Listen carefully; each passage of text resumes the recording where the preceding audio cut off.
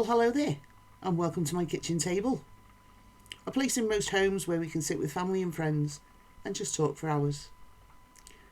Let's see where we're off to today. Today we are off to Isleworth. I've actually heard it pronounced Isleworth. Isleworth. Which is home to approximately 75,000 residents. And it's actually a town located within the West London borough of Hounslow in England. I don't know much else about it, but I do know that Mo Farah, who was the British Olympic gold medalist, was raised here and went to school here. So, now that you know a little bit about where we are, take a seat and I'll tell you a story. Levi Bellfield was born Levi Roberts on May 17th, 1968 in the West Middlesex Hospital in Isleworth in London to Jean Roberts and Joseph Roberts. When Bellfield was 10 years old, his dad sadly died of leukemia, and Bellfield and his siblings, which was 2 brothers and 2 sisters, were brought up on the South West London Council estate. He attended Crane Junior School, then Felton Comprehensive. He was quite a skinny kid at school and bullied a fair bit. I suppose he was trying to impress his peers when he was actually seen having sex with a rabbit, then breaking its neck and throwing it away. This actually gained him the nickname of Bugsy, which stuck with him. As an adult, he decided to bulk himself up and started weight training, but he also indulged in taking steroids to build up quicker. Soon, he had a neck measuring 19.5 inches. Apparently, that's something to be proud of, but who knew? Levi Bellfield actually used his mother's maiden name, who he had a very strange relationship with, including sleeping in her bed until he was 16, and even when visiting as an adult, he slept with her in her bed. It's also known, although I don't know how, but it's also known that she wiped his backside until the age of 12.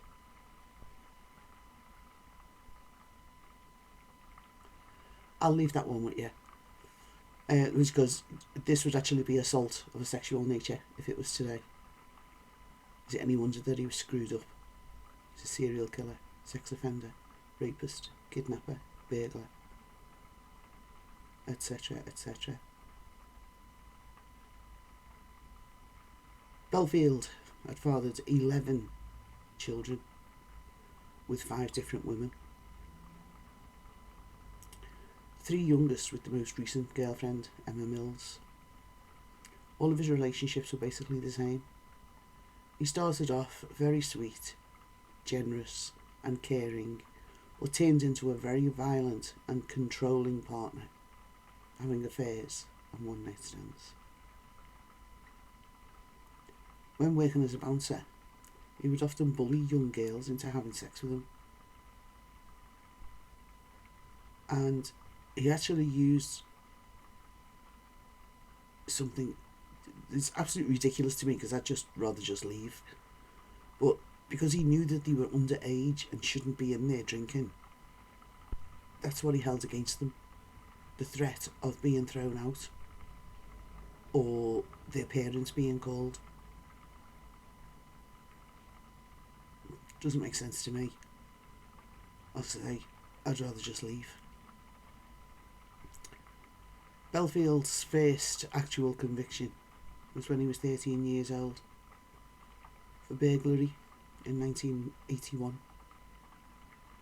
At 22, in 1990, he was convicted of assaulting a police officer. He also has convictions for theft and driving offences. By 2002, Bellfield had 9 convictions and had spent almost a year in prison for them. In an interview with the media, Detective Chief Inspector Colin Sutton of the Metropolitan Police, who led the murder investigation that we're going to talk about in a second, said of Bellfield, "When we started dealing with him, he came across as very jokey, like he's your best mate. But he's a cunning individual and he's violent. He can switch from being nice to nasty instantly." Bellfield searched for victims on streets he knew intimately. Detectives tracked down a number of ex-girlfriends who all described a similar pattern of behaviour when they got involved with him. He was lovely at first, charming, then completely controlling and evil. They all said the same. At the time of the attacks, Bellfield ran a wheel clamping business which operated in and around West Drayton, where he lived at the time. DCI Sutton speculated, "Bellfield has a massive ego to feed. He thinks he's God's gift to everyone. He drives around in his car feeling a bit whatever and sees a young blonde girl. Young blonde girl says, 'Go away.' And he thinks, 'You dare to turn down Levi Bellfield? You're worth nothing.' And then she gets a whack over the head." It's shown in the case of Kate Sheedy. Very strongly, actually, in the case of Kate Sheedy. She was smart enough to think she didn't like the look of the car and crossed the road to avoid him. And he thinks, "You think you're so clever?" And then, whoosh, he run her over. Not only did he run her over, he turned around and went back over her. Bellfield was seen driving around in his van, talking to young girls at bus stops, while under police surveillance. Amélie Delagrange was seen by CCTV cameras, which showed her walking towards Twickenham Green after she missed her stop on the bus. She may have stopped and spoken to Bellfield between the last 2 sightings of her. He knew he was in a CCTV black spot. She was attacked shortly afterwards. Bellfield was arrested early on the morning of November the 22nd, 2004, on suspicion of the murder of Amélie Delagrange. On November the 25th, he was charged with 3 counts of rape in Surrey and West London. On December the 9th, 2004, he was charged with assaulting a woman in Twickenham between 1995 and 97 and remanded in custody. Bellfield was re-arrested and charged with Amélie's murder on March 2nd, 2006, along with the attempted murder of Kate Sheedy and the attempted murder and causing grievous bodily harm to Irma Dragoshi.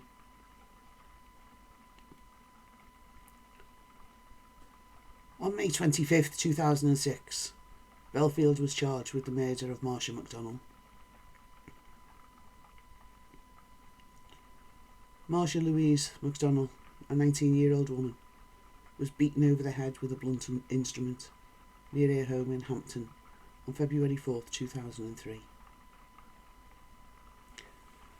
The wound was inflicted shortly after she got off the 111 bus from Kingston upon Thames at the stop on Percy Road. McDonnell died in hospital 2 days after being admitted. Bellfield sold his Vauxhall Corsa car for £1,500 6 days after the murder. He's actually bought it for £6,000 only 5 months earlier.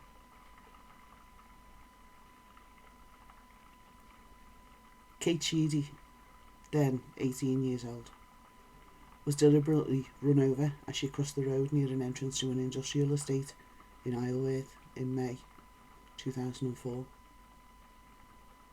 She survived with multiple injuries, including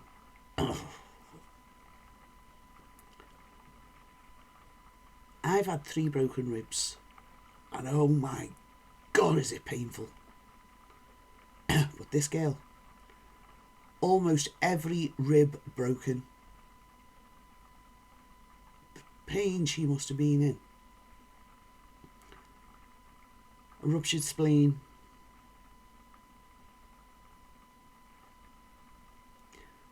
And consequently spent several weeks in hospital.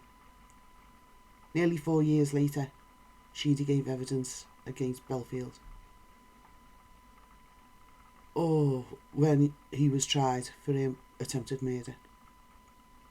Sheedy had described the car after the attack as a white people carrier with blacked out windows and a broken wing mirror. Bellfield was found to have owned a Toyota Previa, matching that description at the time of the attack. Amélie Delagrange was a 22-year-old French student living in the United Kingdom. She was found at Twickenham Green on the evening of August the 19th, 2004, with serious head injuries. She died in hospital that same night. Within 24 hours, the police established that she might have been killed by the same person who'd killed Marsha McDonnell 18 months earlier. Bellfield reportedly confessed to the murder while he was on remand. Bellfield was also charged with the abduction and false imprisonment of Anna-Marie Rennie, then aged 17, in Witten on October the 14th, 2001, after she identified him in a video identity parade 4 years later. He was also charged with the attempted murder of Irma Dragoshi, then aged 39, in Longford on the 16th of December 2003. The jury failed to reach verdicts on either of these charges. Bellfield was found guilty of the murders of McDonnell and Delagrange, as well as the attempted murder of Sheedy, on February 25th, 2008, more than 3 years after the last of the 3 attacks. The following day, he was sentenced to life imprisonment with a whole life order. That's the UK's version of life without parole. And we stick to it, and they don't get out. Bellfield was not in court to hear his sentence, as he had refused to attend court owing to, wait for it, unfair press coverage. They'd called him an animal and a monster. He didn't like it. Oh dear. Yeah, unfair press coverage following his conviction. Dirty coward. Amanda Jane Dowler, who the country got to know as Milly, was a 13-year-old girl who went missing on leaving Walton-on-Thames railway station on March 21st, 2002. The search for Milly was hampered by British newspaper News of the World, because they hacked her phone and listened to her voicemails. You see, because her voicemails had been listened to, her family and the authorities thought that she was still alive when she wasn't. the uproar in this country over that. I mean, they'd hacked thousands and thousands of phones. But the fact that they'd actually hampered the investigation into the death of a 13-year-old, that, above all of the others, caused uproar. And eventually, Rupert Murdoch decided he had no choice but to close the newspaper down. Hooray.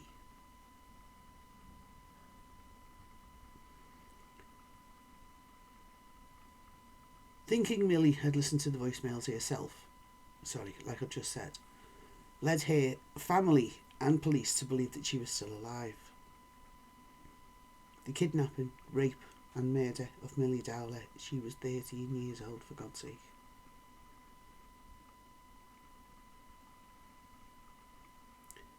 Predated the earliest of the other 3 charges by almost a year.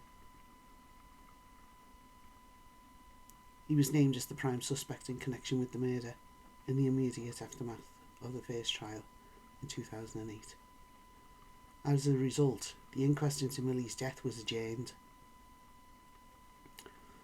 On October the 6th, 2010, he appeared in court via video link and was formally charged with 1 count each of attempted abduction, actual abduction and murder. Bellfield's second trial began at the Old Bailey on May 10th, 2011. And on June 23rd, the jury found Bellfield guilty. He was again sentenced to life imprisonment the following day, and the trial judge once again imposed a whole life order. Levi Bellfield is the only British male prisoner being held on 2 whole life tariffs ever. It's like, okay, when he dies we'll bring him back to life and then he's got to live again. So anyway, so he's definitely not getting out. The trial of Bellfield on another charge, that of the attempted abduction of an 11-year-old girl who was offered a lift by a man in a red car the day preceding this murder, was abandoned due to newspaper publishing prejudicial material. The UK press, they say it's like, oh, it's free speech, it's free press, blah blah blah. They screw so many things up. They just don't work in conjunction with the police at all. On January 27th, 2016, Surrey Police announced that Bellfield has admitted for the first time to abducting, raping and murdering Milly Dowler, after being interviewed about whether he had an accomplice. Bellfield later issued a denial that he'd made any such confession. He does that a lot. But Surrey Police stood by their earlier statement. Bellfield was imprisoned at His Majesty's Prison, Frankland, in County Durham,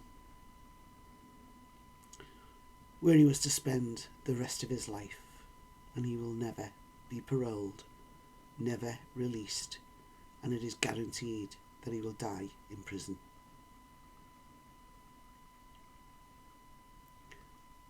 After his February 2008 convictions, Bellfield was named by police as a suspect in connection with a number of unsolved murders and attacks on women dating back to 1980. On June 16th, 1980, Patsy Joyce Morris, a 14-year-old schoolgirl from Feltham in London, was murdered by ligature strangulation. She disappeared on the day of her death, having been seen leaving her school during her lunch break. It was believed that Patsy had left school because she had forgotten her raincoat that morning, choosing to return home to change into dry clothes. 2 days later, on the evening of June 18th, Patsy Morris's body was found by a police dog handler on Hounslow Heath. She was discovered face down in a small copse of trees beside a path on the edge of the heath, at a location a quarter of a mile from her home on Cygnus Avenue. She was found fully clothed, and there's no sign of sexual assault. In February 2008, police revealed that they were investigating a possible confession to the murder made by Bellfield. He was said to have been obsessed with the murder when it occurred and remained fascinated by the unsolved killing. Bellfield was alleged to have made the confession to a cellmate while on remand. He'd done a lot of talking when he was on remand, didn't he? It was then revealed that Bellfield had attended Feltham Comprehensive with Patsy, and that he was her childhood boyfriend. Patsy's family told the press that they'd not known that they knew each other, and her sister stated, "We didn't know him. It was a shock when we found out that they knew each other. Friends told us about it. It's horrendous." Bellfield would have been 12 years old at the time of Patsy's murder, which occurred a year before he received his first conviction for burglary at the age of 13. He was known to have repeatedly played truant while at school, and he was known to often frequent Hounslow Heath when not at school. He was also known to have not attended school on the day of the murder. Former partners of Bellfield recounted that he had a hatred for blonde women and targeted them for the attacks. It was noted that Patsy was herself a blonde. Some claimed that Patsy's death could have been the start of Bellfield's violent obsession with blondes. Sounds like it. After it was revealed that Bellfield was being investigated by police for the murder of Patsy, her father, George Morris, stated that he was certain that a teenage boy who had given him a death threat in a call at the time was Bellfield, saying, "He's a local man, which is why it could be him. And it's terrifying to think that someone of 12 or 13 could have done it." It is really, isn't it? After Bellfield's 2008 conviction, police revealed they were reviewing the murder of 51-year-old Judith Gold in Hampstead in October 1990. Described as an attractive and vivacious middle-class housewife, she died yards from her home after being hit several times in the face by an unidentified weapon. Police believe Bellfield could have been responsible for this, alongside around 20 other unsolved attacks on women in London. He is truly a very evil man. These attacks, which took place between 1990 and around 2004, were all linked to Bellfield, because the police researched the frequency of blunt force trauma attacks on women and children using objects such as hammers, and found they were so rare that only one of the unsolved attacks in Greater London in that time period could be realistically ruled out as being the work of Bellfield. They could only rule one out. The rest of them,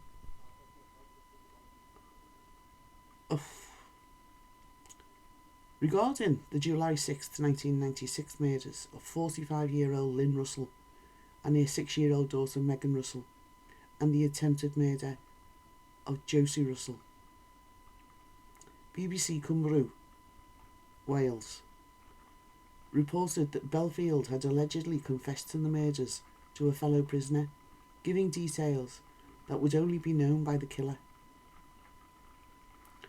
Bellfield denied the confession. A 2017 BBC Two programme, The Chillenden Murders, in which a team of independent experts re-examined the evidence, supported the idea that Bellfield should be investigated for the killings. There's actually a guy serving time for the two murders and the one attempted murder of the Russell family. His name's Michael Stone. And he has said from the very, very beginning he had nothing at all to do with it. Doesn't know what they're talking about. He's innocent, etc., etc. And the legal team of Michael Stone, convicted of the crimes, maintains Bellfield is the true perpetrator of the attack. They've said it all along. In December 2017, the Sunday Times reported that Bellfield's ex-wife, Joanna Collins, had told investigators in the Delagrange case that he was with her on the day of her 25th birthday, the time of the Russell murders, and had spent all day in Twickenham and Windsor, 100 miles away from the scene of the murders, which occurred at around 4:30 p.m. It was an alibi which detectives found credible. Collins had actually helped detectives convict Bellfield for previous murders, such as the Milly Dowler murder, given evidence that he knew the rural area where her body was left, and he knew it really well. In regards to the Russell murders, however, she clarified in a BBC documentary in 2017.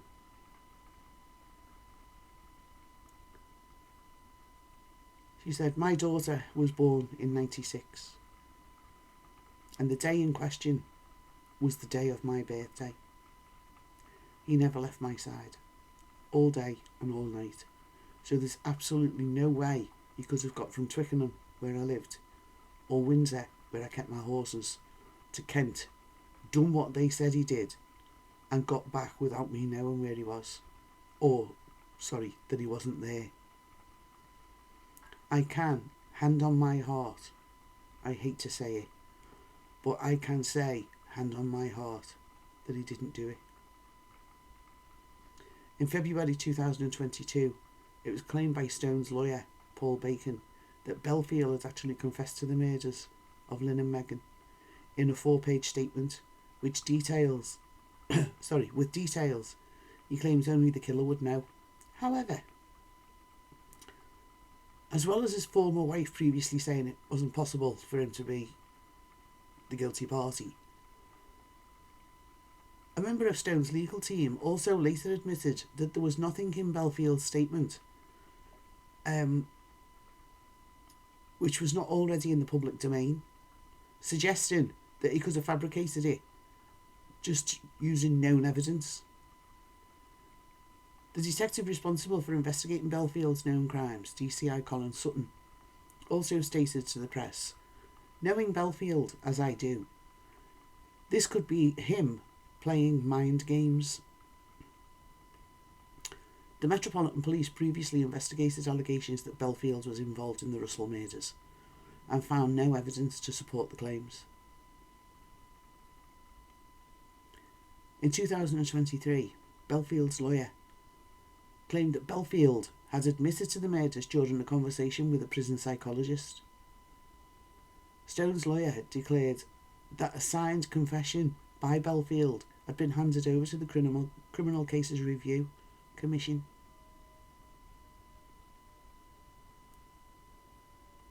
Nothing's come of it so far.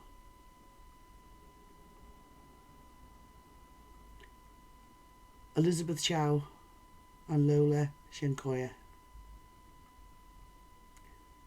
In October 2022, police were made aware that Bellfield had confessed to the abduction, rape and murder of 19-year-old Elizabeth Chow, who disappeared in 1999, and to the attempted murder of 5 other women.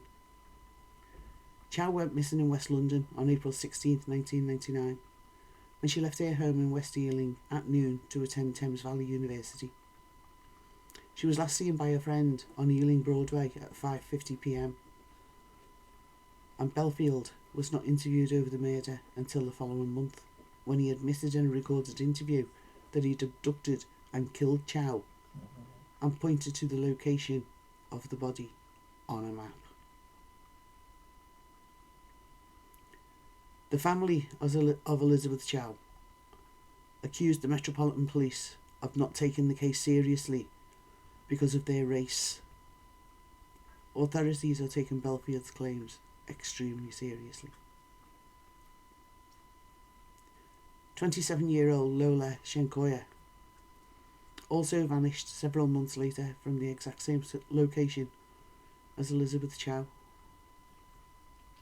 on Ealing Broadway on January 3rd, 2000. Lola was last seen getting off a bus in Havens Green outside a Burger King restaurant near to Ealing Broadway Underground Station in the early evening. See, what Bellfield used to do was drive along the road behind the bus, and then obviously there were going to be times when he could overtake it, which he did, and he clocked the people, the women, in particular blonde women, who were sitting alone on the bus. Then he'd continue to follow the bus and wait for them to get off, because he knew they were alone.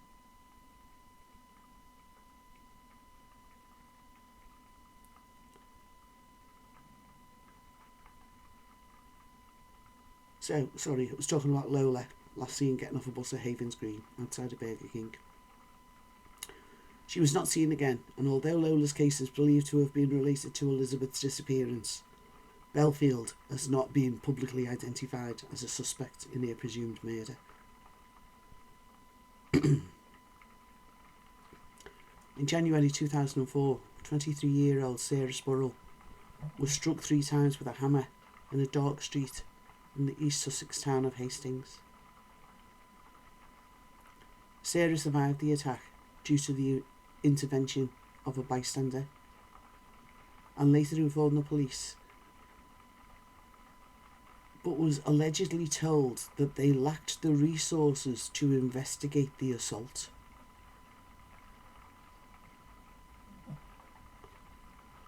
Sarah later said that she felt police considered her case an utter joke. In March 2023, Bellfield, who was named as a suspect in the case in 2008, reportedly confessed to the attack on Sarah and several other attempted murders and assaults. Sarah was not made aware of Bellfield's confession until she was informed by journalists working for ITV News, for which she, rightly so, criticised the police. Police were informed in early 2015 that Bellfield, in his cell, at the time he was at His Majesty's Prison Wakefield, also known as Monster Mansion,